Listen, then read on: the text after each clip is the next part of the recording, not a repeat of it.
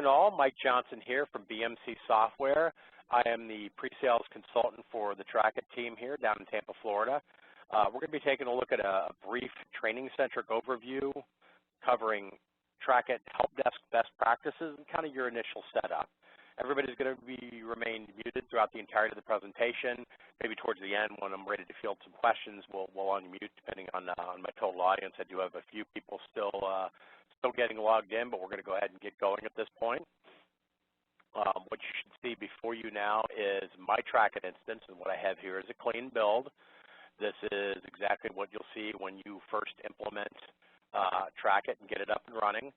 You're also going to get a wizard that's going to appear initially here. That's going to look, well, I'm not on the Trackit server, so we can't run the wizard from here. I am on a client machine. You can install your technician client on each of your individual machines. You can actually push that out. That's one of the first things you might do here is distribute your technician client. I like to make use of the Getting Started pane, which you're going to have there by default. All you need to do there is select your technicians and then email your technician client installer out from there. If your technicians are going to use that interface, they also have the option to use the web interface or the mobile web interface if they're on a phone or a tablet. I don't have any technicians in there yet because I have not added any. So that's going to be my next step here. Again, just a reminder, at any point in time, if you do have any questions, at least while you're muted, if you want to get them out while it's on top of your head, go ahead and submit those with the chat facility in WebEx at the bottom right-hand side. I should have plenty of time for questions at the end of our presentation here. One of the first things you're going to want to do with Trackit is you're going to want to bring your users in. By default, and I'm just going to use my shortcuts to get in here, your domain is going to appear here. I've gone ahead and disabled anonymous and gone ahead and input my domain admin credentials there. We can test the login there just to verify that's valid. To select the users, I'm going to come down here to selection licensing, come in here to users, click add, and it's going to put you right out on your domain there. And there are your user groups. You can import strictly by OU there. You can come down here and you could select a security group if you've prepared a security group for that purpose. The default is these users are going to have access to self-service web via single sign-on. So I can allocate that just right there. That'll be the default. If I want to skip that and just provide access to individuals or a subset by department or location, that's another good way to go about doing that. I'll select my users to import there. I'll select my technicians to import here in the technician section. And again, I have a security group created for that as well, my TI techs there. And I'm going to allocate a named license for each one of those as I bring them in. I could also skip that, or I could allocate a concurrent technician license, which you might do if you have concurrent technician licenses. You could always switch that up and change that as well. So I'm going to go ahead and commit that. Those are the people that I want to bring in. Now, if I want to change up what I'm bringing over for those users from AD, I can come to field mapping here. My columns over here on the left, these are the fields in Trackit. These fields here, these are the fields in AD. You want to pull a location from some different area, there are all the fields that are available in Active Directory to you. Don't want to do employee ID, you can uncheck and not map that, or you can map that to a different field. You could also change any of these labels over here. This one here, I often relabel to manager and bring that in and synchronize that.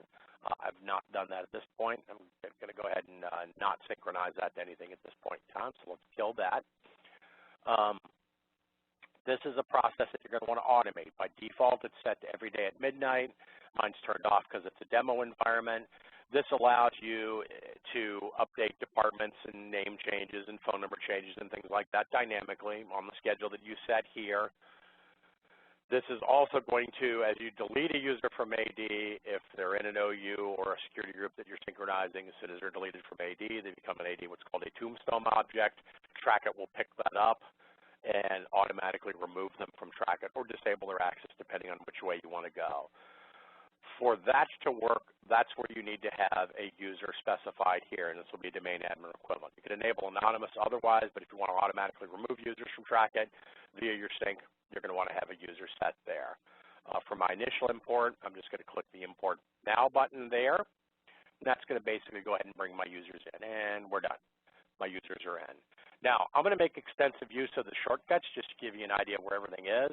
Somewhere down the road, you'll know where everything is in the tree, and you can go into the admin console from here or go into the admin console from tools and administration console from here. From any module you're in, you have another shortcut over here. So there's a lot of redundancy in shortcuts in Trackit. Right now I know that I'm going to want to take a look at the users that have imported, and here they are. Pretty straightforward in that list. Technicians were imported here. They're automatically provided a concurrent user license there. They're set to a security policy of default. By default, pretty straightforward. I'm going to be an admin in the system, so I'm going to go ahead and change my security policy to admin. There's my email address was brought in, and by default, I'm given Windows authentication access to the system. I'm going to go ahead and change my licensing to named there as well while I'm in there. Same thing for the users. You can come in here and review. Do you want to have them access to self-service web? If so, they're going to do so via single sign-on, and there's their information there. Fairly straightforward. So that's typically going to be your first step in Trackit. Second step here is usually inventory. And I'm not going to talk a lot about inventory today, but I'm just going to show it briefly. You're going to want to bring your assets in here via one of these three methods. Probably the method you're going to choose, the most accurate, is your IP methodology. All you need to do for that is just come in here, key in your IP addresses, your ranges, the number of subnets you have. I just have the simple one subnet, so I would import from there, set that up. That is also something that you can schedule. And then when you're ready to do your full auditing here, which is your deep dive data collection on your Windows machines, setup credentials go here.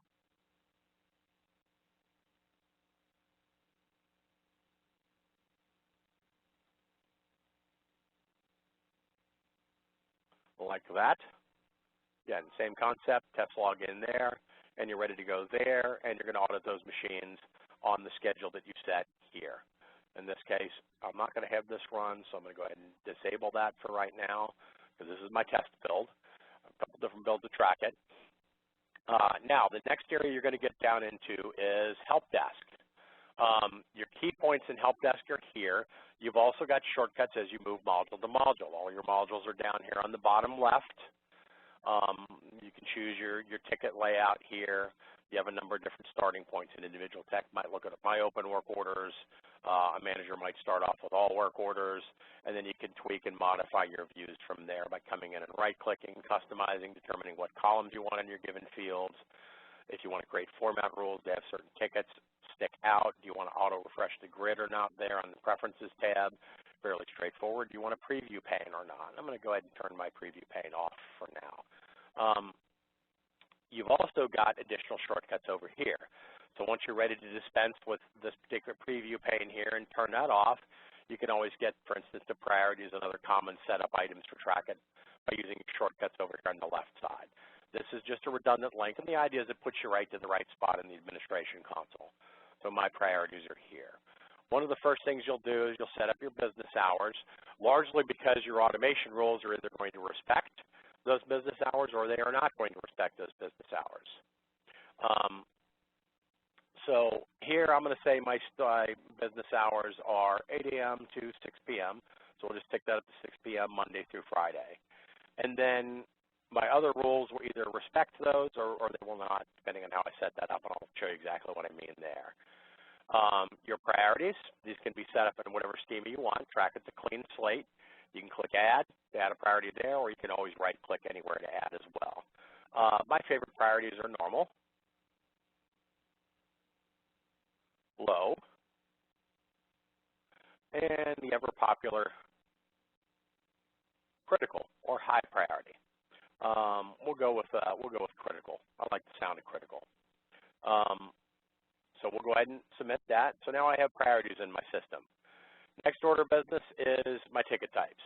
This is the area of Trackit that's really going to involve the most thought. It's not really going to take you any time to actually input your ticket categorization here in Trackit. It's really a matter of sitting down and determining exactly what you do as an organization. What types of tickets do you get? How do you want to categorize those tickets? What do you want your reports to look like? How do you want to filter and group and sort based on the types that you create? How do you want one type of ticket versus another, potentially in conjunction with your priorities, to automatically route or assign a ticket to one team versus another or one tech versus another? How do you want your tickets to drive urgency? Do you want some types of issues to have a higher and tighter SLA than others? That'll all go into this thought process. Once you have a clear idea of what you want to do, again, simple concept. Click Add here and add your first type, or right-click and add here. One common way to do it is hardware, software, systems, telecom at the top level, and then drill down in your hierarchy for there. I'm a real big fan lately of a very simplified build. So what I like to do is I like to create question, problem, and request. So the idea here is that these are going to be reflected in self-service web because I have not checked the hide button on these. And these are going to be the three primary reasons why an end user might submit a ticket via the web interface. Now, from a tech perspective, I'm also going to give text the ability to initiate projects, but I'm going to hide that from self-service web. So end users are not going to be able to initiate projects, nor are they going to be able to initiate maintenance tickets. And I actually have to figure out if I remember how to spell maintenance. There we go. So we're going to put those in. So I'm going to have 5 at the type level, but I'm only exposing 3 of those to my end users. I'm simplifying it from their perspective. Now, what types of questions might your end users have? Now, in this case, I'm going to move into the subtype level. And again, in my build, I'm going to keep it very simple. They might have a question regarding hardware. They might have a question regarding software. Really, really straightforward. You'll be able to create a greater degree of complexity if you want, or you'll be able to keep it simple just like I am. I'm keeping it fairly vague. I'm not putting a whole lot of onus on the end user. What types of hardware questions might they have? They might have a question about a desktop. They might have a question about a laptop, let's say. They might have a question about, let's say, a tablet. Or they might have a question about a phone. We're going to put those as my basic categories there. Phone. There you go. We're going to leave those available for software. What types of software might there be? MS Office, that's a common and fun one. Now I could break this out to Excel and Word and Outlook if I wanted to do that, or I could just leave it as MS Office, and then the granularity is going to be a matter of my notes. Again, this is entirely of your design. You'll decide what works best for your environment. Keep in mind that you may have your end users select from these categories, so you want to keep them simple. Balance that with the granularity that you might need or want for reporting down the road, as well as sorting and filtering on your grid views for different types of issues. So I'm going to go with software. I'm going to go with business application. I'm going to go with, let's see, we're going to go with web browser. Or again, I can narrow that down to Internet Explorer, Chrome, Firefox, or whatever browsers you might have in use in your environment. So there's a very simple workflow from a question perspective. Now, what types of problems might there be? What I like to do here is I like to add different subtypes. I like to have one for facilities.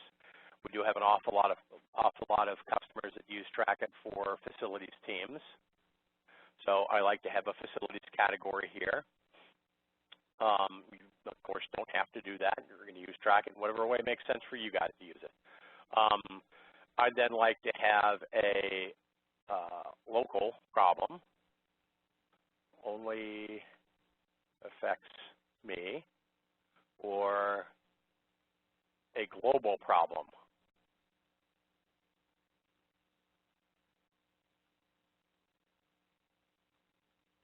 Multiple folks affected. Again, you can choose whatever verbiage you want here. Many affected. And we're going to go with many. There you go. We're going to leave that available. Now, how I'm going to break that down? Facilities. I'm going to do HVAC. I'm going to do. Let's see. We're going to do electrical. We're going to do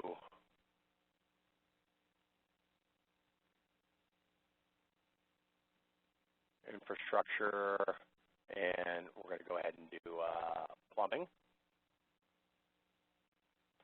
There we go. For a local category, we're going to do hardware.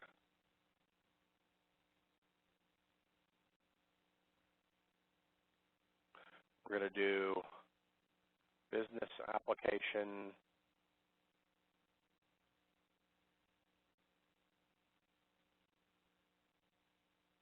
We're going to do email.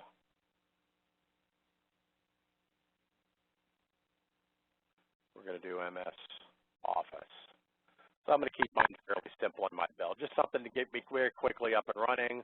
For a global issue, I'm going to add categories, business, application,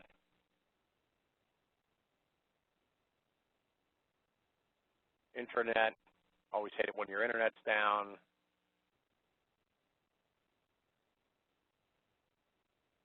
Email. I'll keep it fairly simple and basic to begin with. Request. What type of request might you have? Hardware is in a hardware purchase. Might be a subtype that you create, and then what type of hardware might you purchase? Desktop,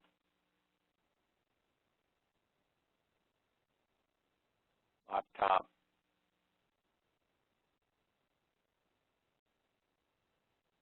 tablet,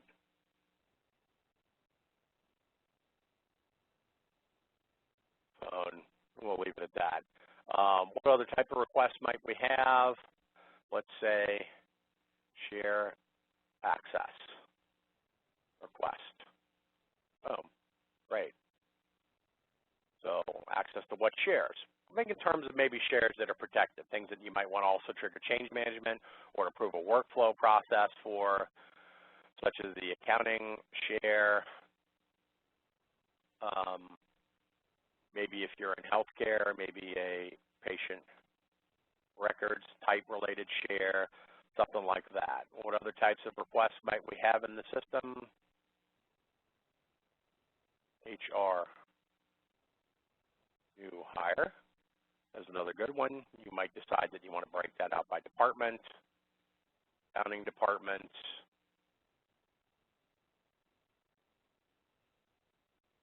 development department,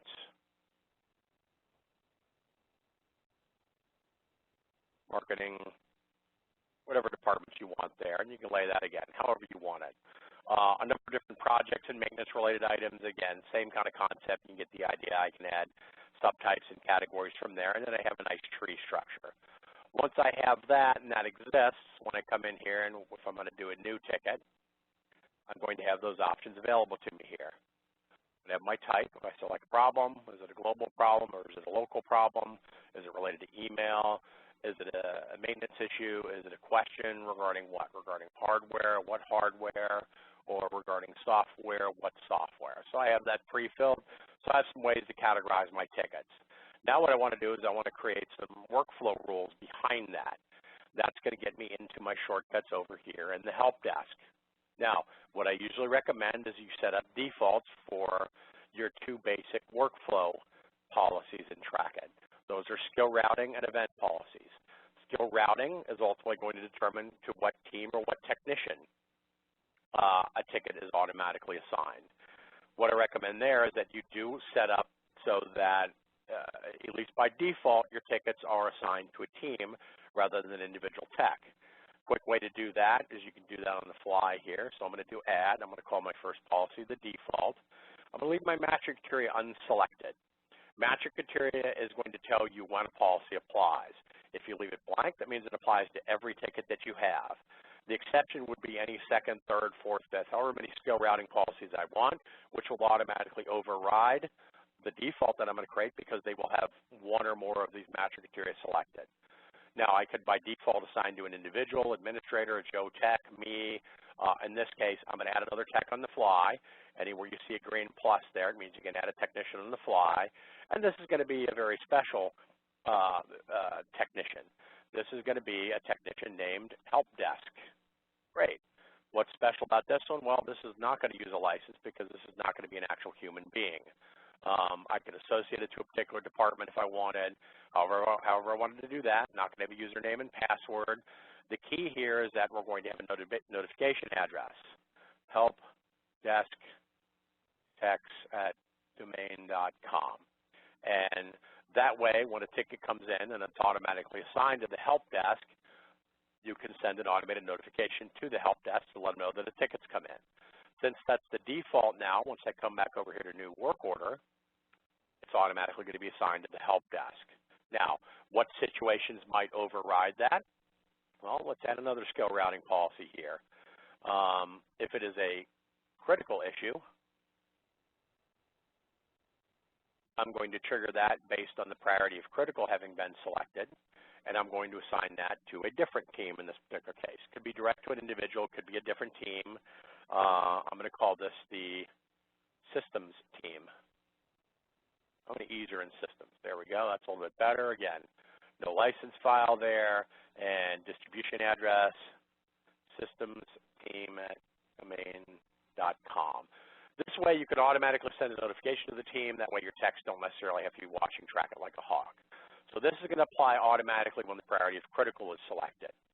Another way you could do an auto assignment to a different team is maybe based on global issues. You recall I set the subtype of global there. Global, many affected. In that case, I'm also assigning that to the systems team. So two situations where I might assign a ticket to a different team. Another situation I'm going to count for here, executive. So if you have a executive department, which doesn't exist in my environment based on my import, but I'm going to create it. Executive, somebody who's a member of the executive team, we're going to go ahead and assign them directly to a senior tech. We're going to assign those to Joe Tech there. So any member of the executive team is automatically been assigned to Joe Tech. Again, just a couple automated assignment rules now. Now, the second part of your workflow is going to be event policies, and that's going to cover a lot of what happens next. You're going to have a default in here automatically. Again, same concept. No match criteria selected. This is going to apply to all your tickets. Your first thing, determine, well, what's going to be your due date and your expected completion date and your basic dates on this. I'm going to say we're going to have a due date of 24 hours. I'm going to have that's my expected response date. Whoops. We're going to want to respond quicker than a day. I'm going to say that we're going to respond within 2 hours, and then this is my warning period. I'm going to provide a 30-minute warning period prior to that response. So that means that the tech has 2 hours to respond, or the team, or some member of the team there, once a member of the team picks it up. And then we can start sending emails and warning notifications and escalations 30 minutes prior, so an hour and a half in. I'm going to set my due date there to a day, and I'm going to set a warning value there of 4 hours prior to that due date. Then I'm going to set my expected completion date. Now, I'm setting all these just to give you an example. You don't have to do this in your environment. You could set the 3 base dates. You could set 1 or 2 or none or 5 or whatever makes sense for you. Just gives you an idea of everything that you can set. Expected completion date, I'm going to go ahead and call that 8 hours, and I'm going to send a warning 2 hours prior to that. So now I have my times set. Now, when do I want to send automated emails out to people? Well, the end user, oftentimes you send out the new work order notification. I usually turn that one off, largely because this is the level of automation that's going to apply if you are sending, if you are having a ticket that was come in automatically either via self-service web or if a ticket was submitted via phone call, in which case the end user is already going to know that they have a ticket because either the tech's going to tell them or it's going to be on the screen in front of them if they've used web. I like to keep the work order close notification turned on. Here's the default verbiage there. I like to add that. I like to put a comma who indicates the resolution as follows. This is what fixed or solved your issue or fulfilled your request. Okay. Now, how do I get that variable in there? I click Insert Field. I've got a resolution, and I add the resolution. Boom, done. I could add a signature line down here if I want. And from that, I would insert technician assigned here. All right, assigned to technician. Here you go. And I did it in the wrong spot. I clicked on the wrong button. Pull that out of there. Put that down here. And then if I want to insert the technician's phone number here, I can do that as well.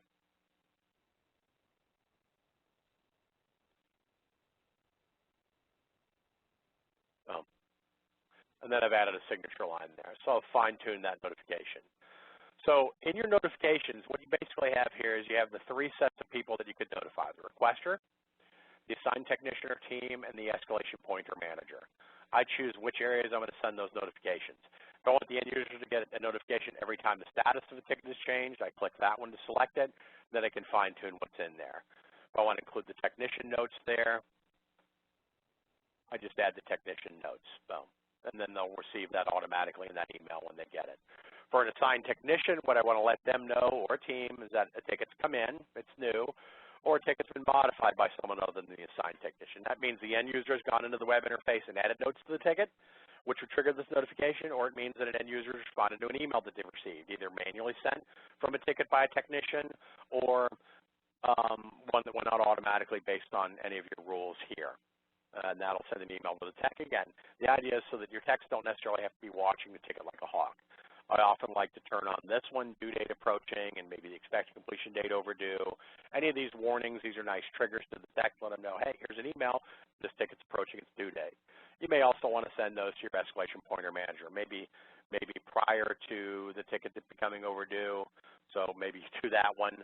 And then you can decide to also create escalation rules. So when the work order's due date is approaching, maybe you want to turn that one on. You have 6 triggers based on those 6 base times by which you can automatically escalate a ticket. You can have different rules for different types of issues. We're going to show you that. This is my default. So once we have that in place, I'm going to determine, well, what are going to be the exceptions there. Well, the 2 easiest ones here are if it's a critical issue, based on the fact that the priority is set to critical on it, I'm going to say that has an expected response date of 1 hour. We're going to send a warning 30 minutes prior there again. The due date there is going to be 6 hours on that. We're going to have a warning an hour prior, and I expect to complete it within 2. And we're going to have a 30-minute warning there as well. I might have more hyperactive escalation rules. I might have 2 levels of escalation there if I want to do that. I didn't do my response date approaching. Let's set that to 15 minutes there. Yeah, there we go. Now when that exists, I can also select any of those other ones there. Notifications, I might want to make a little bit different. In this case, I might want to send automatically a notification to the escalation pointer manager when that ticket is closed so that they can review that. So different rules for different situations. So now I've got a second policy in place there. I also probably want to do, if you recall, the one based on global issue or incident there, and that one's going to be based on the fact that the global subtype is selected. So we're going to select that, global, many affected, and we're going to do the same there. We're going to have a response date of 1 hour. We're going to set a warning 30 minutes in. We're going to set due date to that same 8-hour variable there. And we're going to make the approaching, oh, no, I wanted to do 1 hour there on that, 1 hour and 2 minutes. Expected completion date, we believe we can get it done in 4, and we're going to send a warning an hour prior to that. Notification rules, same thing. I can come in and tweak the different notification rules for this one, different escalation points. When do we want to escalate that one? And then we have that rule in place. One that I forgot down here that I'm going to add in real quick while I'm in there is the one for facilities. We want our facilities tickets to be routed to a different team. There we go. So if it is a facilities subtype, the way I've designed mine, there we go. Subtype, I want to assign that to the facilities team. So I'm going to create one more team. There we go. Facilities. Now, all I'm doing here, it doesn't mean that you can't have a ticket come in unassigned and then just have another human take a look at it visually on the screen and assign it to somebody. You can do that. You could also have a ticket assigned to an individual. This is typically what we recommend, but again, that's really all it is. It's only a recommendation. Again, you'll do whatever makes sense for your environment. Again, this will be maintenance team at domain.com or whatever distribution address makes sense there. Boom. And then we'll do that assignment there. So now I have my base workflow rules all set up and ready to go and track it. And what that's going to result in here is I'm going to do a new work order. By default, it's going to be assigned to Helpdesk, unless it is a problem that is related to facilities, in which case it will assign to facilities. Or if it is a problem that is global in nature, it's going to assign directly to systems, and it's going to trigger that tighter due date, tighter expected completion date. If it's local, it's going to stay with Helpdesk, have the default event policy, do within that 1-day time frame, unless I overtly set it to a priority of critical, in which case it's going to assign it to systems and set that tighter due date based on the rules that I've created. If it's a member of the executive team, who I don't have a member of the executive team yet, none of these people are. However, I'm also going to have the ability to create a user manually here. John, Senior Executive. I'm going to keep my names really nice and vague there. Big guy. And we're going to put him in the executive department. And I don't have any locations in my system because I haven't imported any. We're going to say he's in Tampa, so we're going to add a location on the fly there as well. Now, an idea on field labels here as well. If I did map this field here to manager, I might want to hit Control F2 here and make that the manager field. Well, just like that. So now he's a member of the executive team. So if I have Joe Senior Executive, I now have the executive policy that is going to apply there.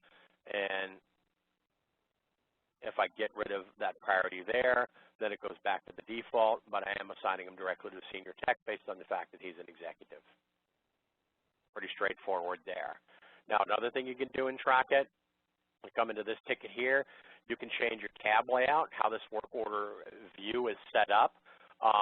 These are the defaults right now. I like my classification and scheduling over here on the left, and then I like the tab on the far left, and I like my notes over here on the right side. So this is how I like my layout to look, just like that. I like the resolution notes over here. I pretty much change up anything, and this is just a matter of personal preference. I leave billing and additional fields. I actually like attachments over here. I change up almost everything. I like audit trail over here. Audit trail is basically going to keep track of each and every action that's occurred on your ticket. So if I change this to a critical priority, it's going to log that I did that and when I did it there. Fairly straightforward there. Now, if I like this layout and this is the one that I want, I can come down here and I can save my tab layout as a new work order layout and or into the other areas. So my tab layout here, new assignment layout is going to look like this. This is just for me. Each individual tech can lay out the ticket layout however he or she wants. And I'm going to save that as my assignment view there as well. Fairly straightforward. We're going to save and close out of that particular ticket. Really, I'm pretty much ready to go up and running right now. I'm live. That's really all I need. Yes, I could set up change management if I want to have some additional sign-off on certain types of issues like requests. I could create a change policy behind that. That is also fairly straightforward. Just come in here to change management, expand that, create your policies, and they're going to look much the same. When is that policy going to be triggered? What are your rules for that? So if I have a hardware purchase policy, and that might be based on request and hardware purchase. And is that a sequential policy, meaning one of many people or two of three can approve of, or is it a sequential where you need a sequence of people? What's your due date for that? You want to give them 5 days. So has asked to purchase hardware. Do you approve this request? Pretty straightforward, basic instructions. Who's going to be my approvers? Well, Joe Senior Executive is going to approve. And let's see, I might have Jane Doe be the first level approver there, and then I might have, let's say, John. We'll pick John as an approver there as well. Now, it's going to be John that's going to approve first, then Jane, and then we're going to send it to John. So since this is sequential, all three must approve, and they must approve in sequence. So if John shoots it dead, it dies with John. It dies with Jane if John says yes and Jane says no. It goes all the way through. It goes to John. You get final approval when John approves. It could also be a simultaneous process, in which case only one of the three needs to approve, and then you can select however many of the total, 2 of 3, 1 of 3, whatever makes sense. You can lay these out in whatever way makes sense for you. And now you have a change policy in there. Then if you have a ticket in here, and it is for Saul, and Saul has a request, and it is a request for a hardware purchase for a new tablet, that'll be assigned to Helpdesk by default. And when I hit save, it's going to trigger change management. Now we have that in play. and we have our change folks involved. It's a simultaneous process, so I'm going to send emails all at once. They can approve from there. So now I've implemented change management as well. Pretty straightforward, very simple and easy. You probably don't need too many policies. Most of you in any given area, you do have the ability to get pretty extensive in what you do there as far as policies. The only other area really to get up and running is you're going to want to set up your email, inbound and outbound email processing. For inbound here, actually I already have this preset. I'm using Google Apps, so I use the IMAP option, set my IMAP server in my account there. It's secure, so I mark that and pick the appropriate port. And then for my outbound mail here, same thing, Google there. If you're using Exchange, you're probably going to select Exchange Web Service. If you're using something like Office 365, you'll go to the IMAP group. Microsoft makes that available. If you happen to be using Notes, that's a Mappy client. You're going to select Lotus Notes there. Pretty straightforward. And then what happens to those emails when they come in, you're going to go into the Helpdesk section here, email policies. By default, where you're going to have that email assigned, Helpdesk is going to be default there. What are my exceptions of that going to be? Well, I can create any number of other policies. I can look for certain keywords in the subject line of that email and assign it to a different tag or trigger a different template with some things pre-configured, whatever I want to do there.